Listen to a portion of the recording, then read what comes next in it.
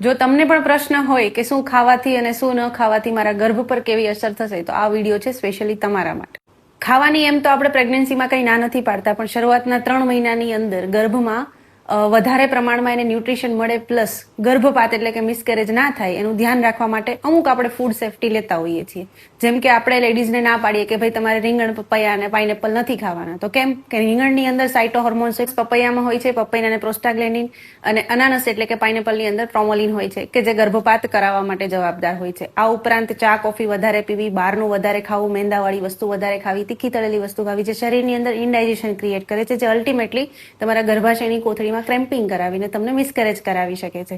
આ ઉપરાંત તમે જો નોનવેજ ખાતા હોય તો એની અંદર કાચું માંસ, કાચા ઈંડા આવી વસ્તુઓ ન ખાવી જોઈએ, જે તમારા ગર્ભપાતને બચાવી શકે છે. આ સિવાય જનરલી 3 મહિનાની અંદર આપણે પ્રેગ્નેન્ટ લેડીઝને બધું જ ખાવાની છૂટ આપતા હોઈએ છીએ. આવા જ વધુ ઇન્ફોર્મેટિવ વિડીયો માટે અમારા સોશિયલ મીડિયા અકાઉન્ટને ફોલો કરી દો.